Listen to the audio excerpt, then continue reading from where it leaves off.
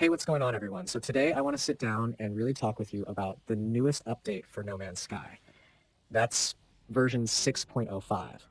And I've got to say, this one might look like just a patch on the surface, but when you really start paying attention to it, it becomes clear that it's a big step forward for how smooth and stable the experience feels. It's one of those updates where you read through the notes and think, okay, that's nice.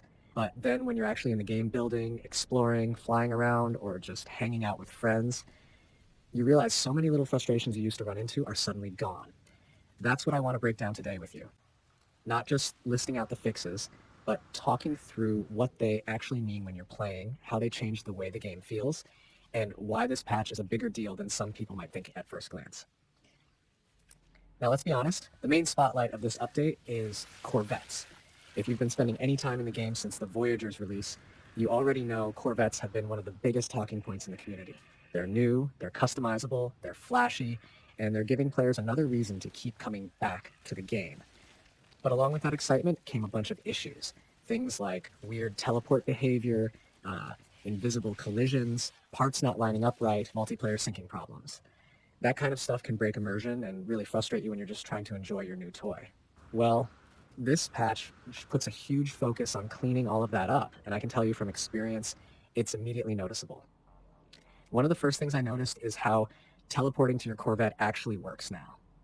Before, if your Corvette was docked on your freighter, and then you summoned that freighter, trying to teleport could just leave you hanging, like the game didn't know where to send you. Um, that's been fixed, and it makes such a difference because teleportation is such a big part of the way No Man's Sky flows.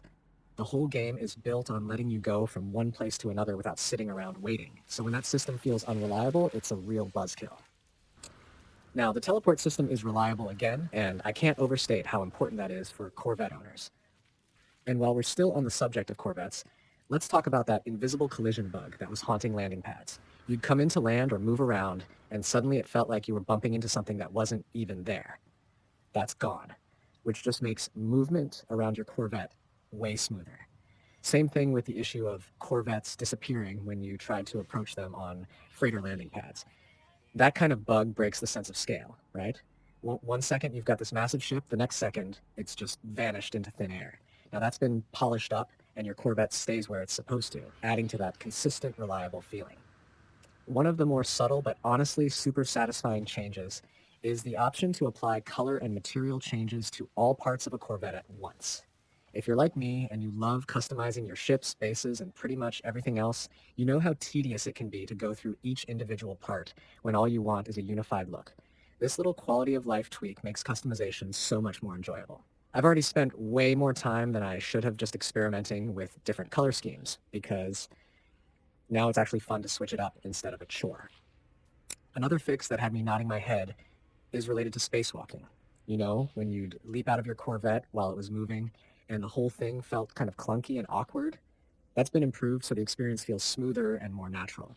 For a game that's all about exploration and pushing boundaries, that small detail adds to the immersion.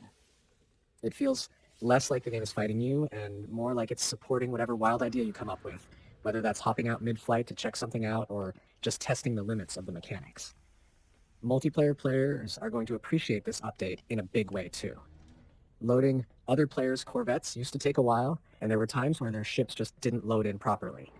That could break the vibe of playing together, because instead of marveling at each other's creations, you were staring at empty space.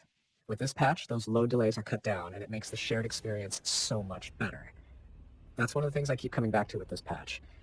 It's not necessarily about flashy new content. It's about making sure the core systems that are already there actually deliver the experience they're supposed to. Of course, it's not only Corvettes that got attention here. Freighters saw some important fixes too. For example, there was that bug where ships could spawn at weird positions when you loaded a save aboard a freighter. That's been resolved, and it keeps things consistent. The hangar doors behaving properly again is another win. Before, they'd sometimes stay closed when they shouldn't, and that just feels wrong in a game where flow is everything. It's the little interruptions that remind you you're in a video game instead of letting you get lost in the world. And that's what Hello Games has really been targeting with these fixes. I also love the fact that they added the option to dismiss your freighter directly from the quick menu while you're spacewalking. It might sound small, but think about how often you're juggling your freighter in and out of systems, trying to manage positioning.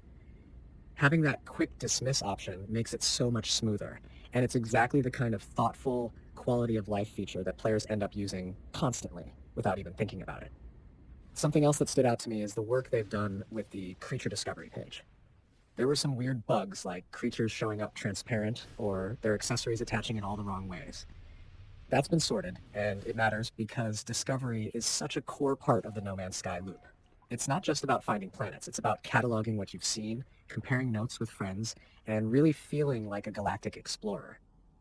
When the discovery system doesn't display properly, it undercuts that fantasy, so I'm glad they've polished it up.